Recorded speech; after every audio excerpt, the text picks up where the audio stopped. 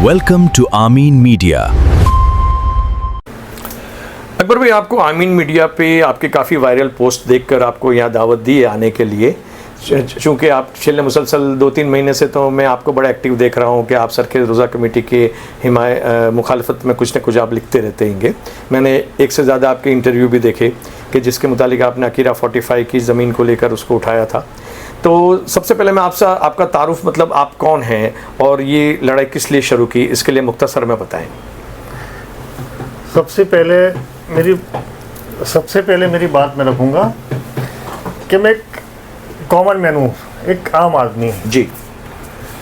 मुझे मेरा काम धंधा और मेरे में ही ज़्यादा रस था। अच्छा। जैसे यहाँ ये जो अकीरा 45 की जो ज़मीन है जी, वो हमारे गांव के लग के बॉर्डर पे है। ठीक। तो हम लोग वहाँ मैच पहले खेलने जा रहे थे, तो सब वहाँ बिल्डिंग बनना चालू हुआ, तो हमारे दोस्त 2-3 वहाँ रहते हैं। कितने वक्त पहले की बात कर रहे हैं आप ये 2025 की साहब। ठीक है। तो उन लोगों ने किया कि अकबर भाई यार कमेटी, ये तो अपने रोजा कमेटी की ज़मीन नहीं है। मैंने कहा है तो रोजा कमेटी की, लेकिन ये बना क्यों रहे हैं। फिर मैंने उसके डॉक्यूमेंट निकाले। अच्छा, आपने अपने खर्चे से निकलवाए? सब मेरे खर्चे पे। ठीक है।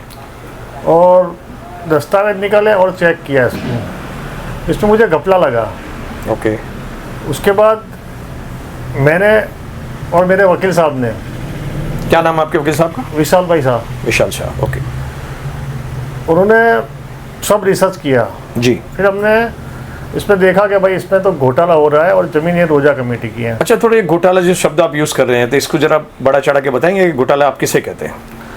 घोटाला मतलब ये लोगों ने केस, जो ये लोग रोजा कमेटी जो बोल रही है कि फाइनल ऑर्डर है, फाइनल ऑर्डर है, फाइनल ऑर्डर है, वो ऑर्डर और फाइनल ऑर्डर हमने इसमें रिसर्च मारा है और इसमें देखा है कि झूठ बोल के कोई ऑर्डर करा है उसको घोटाला ऑर्डर बोलते हैं। इनका फाइनल ऑर्डर जो कहना है वो क्या चीज़ है, और आप जिसको घोटाला बोले वो क्या चीज़ है, जरा वजाहत कीजिए। इनका फाइनल ऑर्डर ऐसा है कि इन लोगों ने कृषि पर मामलतदार ने इनको ज़मीन सौंप दी है और ये जगह में रोजा कमेटी का कोई मतलब रहता नहीं है, लेकिन कृषि पंच मामलतदार ने इनको मालिक तरीके नहीं दी है, इनको गणोत तरीके ज़मीन दी है। और ये गणोत नहीं है, ये लोग मालिक है।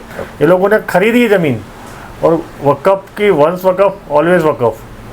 इसका आपका ये कहना है कि ये ज़मीन वक़फ़ की है? वक़फ़ की है, और इसमें से गलत तरीके से बन रहा है। तो बिल्डर वगैरह क्या कहते हैं, आपकी मुलाकात उनसे भी हुई? नहीं, बिल्डरशिप मुझे क्यों मिलना जी। पहला मालिक तो रोजा कमेटी को आप समझते हैं, तो आप उन्हीं से हमारी तो हमें किसे बोलना। हमारे जो रहबर है जी, हमारे जो रहबर है, जो हमारा झंडा लेके चल रहे हैं, हम लोग जैसे कि रोजा कमेटी के प्रमुख, हमने उनको लिखित में किया था कि भाई देखो ये जगह पे ये तकलीफ है। तो क्या जवाब दिया? उन लोगों ने जवाब दिया कि इसमें अपना कुछ नहीं है, तो फाइनल ऑर्डर हो गया इसमें। अच्छा, अभी ये सब आप जो कुछ भी बाहर लाए, उसके बाद क्या सिचुएशन, क्या इनका स्टैंड, उनके जो बोली थी उसमें कुछ बदलाव आया कि ये वही हाल भी वो लोग आके बिल्डर के वकील के साथ खड़े रहते हैं, बिल्डर के वकील साथ बातचीत करते हैं, उनके साथ ज़्यादा वो करते हैं। वो लोग उनका स्टैंड क्लियर नहीं करते कि हाँ हम लोग अकबर भाई की तरफ है या वक़फ़ की तरफ है। वो लोग का स्टैंड अभी भी ऐसा है कि बिल्डर की तरफ है। और बिल्डर से आपको कोई खतरा? बिल्डर तो उसके तो माल लगा है दाव पे, तो होगा ना थोड़ा बहुत खतरा हो, लेकिन मुझे उससे डर नहीं है। अगर मेरा साथी मेरा रब है तो मुझे किसी डर लगेगी। बहुत अच्छी बात। और ये कितने करोड़ का मामला होगा, ये जो अकीरा 45 वाली स्कीम जिसको आपने उठाया झंडा? 500-600 करोड़ के आसपास होगा। ओके। तो वहाँ अभी ये कितने वार या कितने गुंठे जो भी ज़मीन है उसके कुछ बता सकते हैं आप? 5 बीघा आसपास है। 5 बीघा ज़मीन है। और इसका एग्जैक्ट लोकेशन क्या है आज की तारीख में? सिटी प्लस के जाने वाला टीटी 92 पे। ओके। अच्छा, आप तो ये भी दावा करते हैं कि इंटरव्यू मैंने सुना है कि आपके पास बहुत सारे पुरावे वगैरह है, तो पुरावे की शक्ल में आपके पास क्या चीज़ें हैं? क्या नहीं है मेरे पास, ऐसा बोलो साहब। मेरे पास जो केस चला 75 में, वो केस की डॉक्यूमेंट मेरे पास है। यही जगह के। ठीक है। और उसमें सब झूठ बोल के वो लोगों ने ऑर्डर करवाया है। वो ऑर्डर टिकने लायक नहीं है। बहुत अच्छी बात है। फिर भी रोजा कमेटी उसको, और सीनियर वकील साहब हो गया। मेरे तो एक रिक्वेस्ट है कि आप साहब सीनियर हो, आप भारत सरकार के वकील हो, आपका तो ध्यान में काउंसिल है ये। हाँ, काउंसिलर है, इनको तो ध्यान में तुरंत आना चाहिए कि ये लोचा है। लेकिन कुछ स्टैंड का क्लियर नहीं हो रहा है। इन लोगों को मेरे साथ में खुल के बोलना चाहिए, अकबर भाई आओ तुम्हारा काम है। आपको इनके ये लोग आपकी हिमायत में, आप ये चाहते हैं? हाँ, ऐसा होना चाहिए। वक़्फ़ का मामला है, अल्लाह की ज़मीन है। हाँ, अल्लाह की ज़मीन है, मेरी नहीं, उनकी जवाबदारी में आता है। ठीक ठीक ठीक।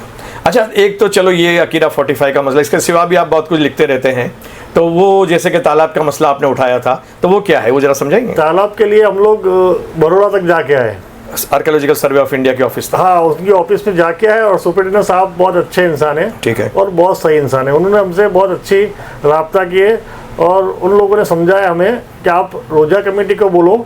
और हमने उन लोगों ने जो केस किया है हाई कोर्ट में, रोजा कमेटी ने केस किया, लेकिन केस किया कि सर ये लोगों ने, ये तालाब से आपको गटर का पानी है साहब वो सब।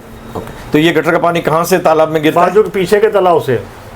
अच्छा, इनके पास तो ऐसा कोई कंट्रोल मैकेनिज्म है नहीं कि रातों रात ये कहे कि अभी पानी बंद हो जाए तो हो जाए, तो फिर ये इनकी भी तो अपनी मजबूरियां हैं, जो भी चेयरमैन है, सेक्रेटरी है, जो भी है। ये अवाम हमारी क्या काम की, अवाम को हुक्म करना है साहब। अगर आप हुकूमत की जगह पे बैठे हो तो आपको हुक्म करना है, अवाम को बोलना है कि आ जाओ भाई ये पानी बंद करना है, तो 2-4 घंटे में हो जाएगा। कहता चाहते हो शायद कि वो एक ऐसा ही आंदोलन शुरू करे कि इनको सिर्फ हुक्म करना है, इनको आवाम को जान कर बोलना है कि ये पानी बंद करना है, इनके कुछ करने की जरूरत नहीं। हमारी यहाँ की लोकल पब्लिक बंद कर देगी सब। अब इतनी जोशीली सरकेश की आप नहीं, यहाँ की आवाम हमारी रोजा की बहुत जरूरत पड़ी तो आप भी लीड लेंगे उसमें? हाँ, कोई बात नहीं है, ये पानी के लिए मैं तो सर लेके ही बैठा हूँ। ठीक है। अच्छा, एक बात और थी कि आपने तो बताया कि आपको याद होगा कि कुछ ज़माने पहले रब्बानी सैयद भी इनके सामने पड़े थे, उन्होंने उनको सच्चे झूठे इल्ज़ाम में इनको जेल भेज दिया, और फिर काफ़ी कुछ ज़माने के बाद, महीना या उसके आसपास के करीब वो बाहर आए। तो क्या आपको डर नहीं लगता कि आपको भी अंदर डाल के, सामने बड़े पावरफुल लोग हैं? रब्बानी भाई को मैं जानता हूँ और पर्सनली जानता हूँ जी। उनकी लड़ाई अलग थी और मेरी लड़ाई अलग है। नहीं, उनकी भी रोज़ा कमेटी के ताल्लुक से थी। मंजिल है कि रास्ता अलग है साहब। सुनो, उनका रास्ता भड़कीला, और उनको तत्काल करने का शौक था कि नहीं ये मेरे सामने नहीं होना चाहिए। ठीक है। उसमें इन लोगों ने उस पर खोटा केस है, पूरी दुनिया कहती है। ओके, बड़ा जी। रोजा कमेटी कहती है कि उस पर लगाया आरोप सही है, खंडनी मांगी थी, लेकिन उसको मैं जितना जानता हूँ ना, वो 10 रुपये किसी पास मांगे ऐसा नहीं है। ठीक। अच्छा, अभी ये आपने बताया था कि आपके वकील कोई गैर मुस्लिम है और वो आपको बड़ी अच्छी तरह से कोऑपरेट कर रहे हैं, तो उनके मुतालिक थोड़ा बताइएगा। सर, हमारे जो वकील है विशाल भाई शाह जी, विशाल भाई का स्टैंड ऐसा है कि उसने जैसे सुना कि सब धर्मादे की चीज़ है और अकबर भाई धर्मादे में मदद करते हैं। हाँ जी। उसने बोला मुझे 1 भी रुपया इस केस में नहीं चाहिए। अच्छा, गैर मुस्लिम होते हुए भी उन्होंने ऐसा कहा हाँ, कि भाई उसने 1 भी रुपया समाजी काम है और आपकी कौम का है, तो मैं 1 रुपया भी आपसे लिए बिना ही खिदमत करूंगा। खिदमत करूंगा, खुद की गाड़ी का पेट्रोल जला के गांधीनगर आता है वो। क्या बात है, यानी ये वक्फ में जब केस चलता है वो। हाँ, जब चलता है तो मेरी और उसकी दोनों की गाड़ी अलग अलग होगी। 4 बंदे उसमें होंगे, 4 बंदे मेरी गाड़ी में, हम लोग उसके, और वो खर्चा भी वही करता है। अच्छा, एक आखिरी सवाल ये था चोपड़ा साहब कि ये 30 साल से एक कुर्सी पे बैठे हुए हैं चिपकी हुए मेहमान की तरह। रब्बानी सैयद ने भी ये बात उठाई थी, आपको शायद याद हो तो इसके ऊपर आपका क्या कहना है? प्रमुख पे नहीं हुआ ये, जो अभी हाल में प्रमुख है उनके कार्यकाल में हुआ ही है। ठीक है, बराबर। दूसरी बात कि ये लोग ने उनको लिख के नहीं दिया कि अब इस पर कोई दावा हमारा नहीं है, बराबर। तो आगे वाले 2 प्रमुख, तुम्हारे पहले 2 प्रमुख आके बोल के गए कि हाँ ये जगह रोजा धर्माजा ट्रस्टी है, बराबर। तो वो झूठे थे कि आप झूठे हो? झूठा कौन है इसमें? मैं तो बोलता हूँ कि रोजा की मेरे पास एविडेंस है। तुम पुराने देख के भी ठेला रहे हो, तो इससे अच्छा है तुम राजी ना हमारी दो भाई। ओके। अब हटोगे यहाँ से तो दूसरा बैठेगा चेक करने, तुम तो चेक नहीं करते भी नहीं, करने देते भी नहीं हो, यहाँ से हटते भी नहीं होगा, क्योंकि बैठने भी देते नहीं हो। अच्छा, आपकी ये शिकायत है कि 30 साल से ये बैठे हुए हैं, जो भी वक्त हुआ हो, और मतलब आपकी इतनी ट्रांसपेरेंसी भी नहीं रखी कि किसी और बंदा जाके देख सके, आप देख सके, किसी और जाके नहीं, देख सके। ऐसा कुछ रखा है इन लोगों ने बहुत प्रस्ताव। तो ऑफिस में जाएं तो क्या रिस्पांस मिलता है? वो गया था रब्बानी एक बार, उसमें लगा दिया खनड़ी। अच्छा अच्छा अच्छा, इनको इनके वहाँ मिलने रब्बानी, मैंने क्या बताया, रास्ते अलग। अच्छा, रब्बानी एक मिसाल है, जैसे आप भी जाएंगे तो आप पे कोई और बात लगा दी देंगे। जाएगी। कोई जिसका जिनको ईमान की फिक्र नहीं हो, कुछ भी करेंगे, कल मेरे पे कुछ भी आरोप लगा देंगे। अच्छा, उसके लिए आप नहीं जाते? नहीं जा, हालांकि आपने कानूनी तौर पे आपका पक्ष बड़ा मजबूत है, आपके पास काफी सारे पुरावे, आप वक्फ पे भी गए, आपके पर्सनल नाम से गए हुए लड़त दे रहे हैं। ओके, तो क्या लगता है आपको ये क्या ये मसला कहाँ जाके अटकेगा? नहीं, फेवर है, अपनी फेवर है, चाहे वो 10 माले बना ले या 20 माले बना ले, कोई फिक्र नहीं है उसकी। क्या इन्हें टूट जाएगी ये बिल्डिंग? यकीनन टूटेगी, जब जमीन हमारी है तो ये तो एंटीला जो अंबानी साहब ने भी बनाया वो भी वक्फ पे, वो कहाँ टूटा? तो कोई आवाज बोलने वाला नहीं साहब, ये तो हमारे माल है सर, कितना हमारी जवाबदारी है, तो इसको बोलेंगे। बॉम्बे में होता तो बॉम्बे में मैं बोलता, वहाँ भी अगर मैं वहाँ होता तो वहाँ क्या होता कि ये मेरी जमीन है। यानी आप पूरा अज़्म है कि ये कोई भी चैलेंज आज आप पीछे हटना नहीं है। नहीं, कोई जरूर नहीं है ना। चलिए, बहुत शुक्रिया साहब आपके यहाँ स्टूडियो पे जहमत करके आने के लिए। ચોપડા સાહેબ, ધન્યવાદ। વકીલ સાહેબ, ચોપડા સાહેબ હમણાં થોડી વાર પહેલાં જ આપણી સ્ટુડિયો પર હતા ને અમને ખૂબ જ સરસ બયાન આપ્યું અને તમારા બહુ વખાણ કર્યા, એટલે તમને સ્પેશિયલ બોલાવવામાં આવ્યા છીએ કે આ કેસમાં તમે એક નોન મુસ્લિમ થઈને બી વકફની મેટર લડી રહ્યા છો, તો એનું શું કારણ છે? મને તો એવું બી લાગી રહ્યું છે કે તમારું ભવિષ્યમાં જઈને કંઈક તમે એમાંથી વળતર મેળવશો। સૌ પહેલાં તો હું એવું જણાવીશ કે અકબરભાઈ સુલેમાનભાઈ ચોપડા એ મારા પછી પહેલાં મારા પપ્પાના મિત્ર છે। ઠીક છે। અને મારા પપ્પાના વખતથી સંબંધ છે, મારા પપ્પા તો હમણાં એક્સપાયર થઈ ગયા જી, અને એ મિત્રતા મેં જાળવી છે, બરાબર છે। અને હું એ મારા પપ્પાના મિત્રતાની રૂએ અને એક મુસ્લિમ સમાજના હિત માટે આ કેસ કોઈ પણ પૈસા લીધા વગર લડી રહ્યો છું। Okay, very good. હવે જેમ અકબરભાઈએ કીધેલું એમના ઇન્ટરવ્યુમાં કે એમણે ઘણું બધું વકીલ સાહેબે તપાસ કરીને એમને લાગ્યું કે નહીં એ સાચા છે, એટલે અકબરભાઈ સાચા છે અને કંઈક ખોટું થઈ રહ્યું છે, તો એની તપાસ તમારી શું હતી ને શું કહેવા માંગશો એ બાબતે? હું એટલું જ કહીશ કે આ જગ્યા વેચાણ લીધેલ છે અને વેચાણની એન્ટ્રી પડેલી છે। જી, હું વધારે તો આમાં અત્યારે વિસ્તૃતમાં તમને જણાવતો નથી, પણ આ જગ્યા જે પણ છે એ વેચાણથી આવેલી છે અને રજીસ્ટર વેચાણ દસ્તાવેજથી ખરીદ કરે છે। કોને વેચ્યું? આ જગ્યા છે એ નન્નુ મિયા કાળુ મિયાએ સુરાબજી ખુરશદ બાનુ છે એમને વેચાણ આપેલ છે। ઓકે, અને 1963ની સાલમાં આ વેચાણ આપેલ છે। ઓકે, એ પારસીબાઈ લાગે છે નામ ઉપર? હા, એક છે વેચાણ આપનાર છે એ મુસ્લિમ છે અને જે ખરીદનાર છે એ પારસી છે। હવે વકફ કનેક્શન ક્યાંથી આવી ગયું? જે મુસ્લિમ છે એ નન્નુ મિયા કાળુ મિયા, બરાબર છે, એ જ્યારે આને વેચાણ આપે છે ત્યારબાદ એક નોંધ સરખેજ રોજા કમિટીની ચાલે છે। ઓકે, બરાબર છે। એ કયા વર્ષથી છે અંદાજે? રાઉન્ડ અબાઉટ જન્મજાત જ આ જગ્યા છે એ સરખેજ રોજા કમિટીની ના છે। સાહેબ, અહીંયા તમને ઇન્ટરવ્યુ કરીશ કે તમે કીધું કે ભાઈ બે પાર્ટીઓનું નામ તો તમે કીધું નન્નુ મિયા કાળુ મિયા અને પેલી ખુરશીદ શેખનું, અરે ખુરશીદ ને પેલી પારસીબેનનું। હવે આમાં જે સરખેજ રોજા કમિટી છે, મેં જણાવ્યું અગાઉ કે આ જગ્યા છે એ વેચાણ નોંધથી આવેલ છે અને એ વેચાણ નોંધ જે ખરીદનાર છે તેમને સરખેજ રોજા કમિટી સામે મામલતદાર કૃષિ પંચમાં એક કેસ દાખલ કર્યો છે।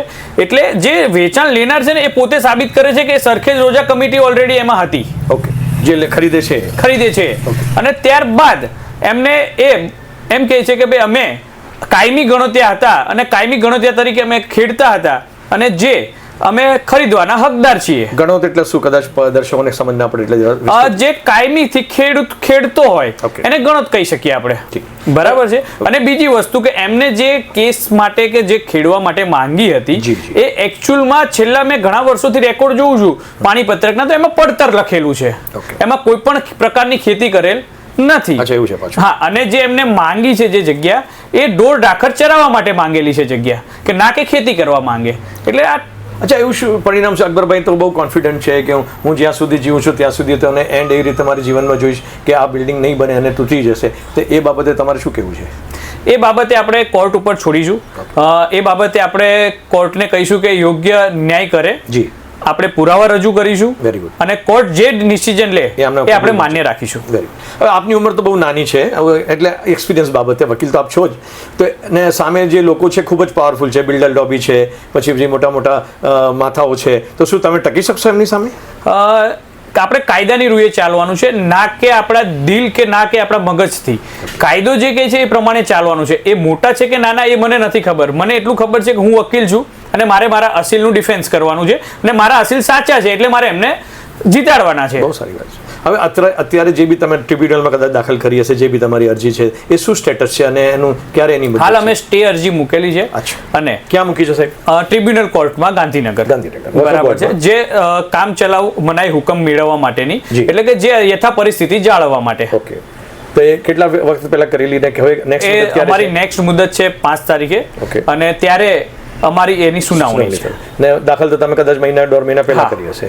ઓકે, તો તમને આશા છે કે આપણા જરૂરથી, અને આમાં સરખેજ રોજા કમિટી અમે અમારા હિત માટે નથી કરતા। Very good. આ જગ્યાનો જે સ્ટે માંગવામાં આવ્યો છે, જે દાદ માંગવામાં આવી છે એ સરખેજ રોજા કમિટીને પરત સોંપવામાં આવે અથવા તો વકફને સોંપવામાં આવે, બહુ સારું, અથવા તો સરકાર દાખલ હા થાય. જી, અમે આમાં અમારું કોઈ પણ પ્રકારનું પક્ષકાર હિત નથી. તરીકે ક્યાંય જોડાયેલા નથી કે હા, અમારા આમાં હક લેવું છે. અમારા અસીલ અકબરભાઈ સુલેમાનભાઈ ચોપડાએ એવું કીધું છે કે આ જમીન મને આપો કે ના અમારા વકીલને આપો. જી, જી. બરાબર છે. જો કે હું તો નોન મુસ્લિમ છું એટલે હું કોઈ પણ પ્રકારે દાવેદાર એમાં મારું નથી કોઈ હિત શકો. છે જ નહીં. જી, જી. બરાબર છે. અને હું તમામ મુસ્લિમ ભાઈઓ તથા બહેનોને એટલું જ કહીશ હા, જી. કે આ જગ્યા તમારી છે અને તમારા માટે લડી રહ્યા છીએ. એટલે જરૂર પડે એટલે તે જરૂર લોકો પડે ત્યાં સાથ સહકાર આપશો. ત્યાં જાગૃત અને રહેવું હું પડે. સરખેજ રોજા કમિટીને પણ મારી એક નમ્ર વિનંતી છે કે તમે પણ આ જગ્યા માટે તમારી જગ્યા માટે અમે લડી રહ્યા છીએ જેથી કરીને અમને સાથ સહકાર આપવો. Very good.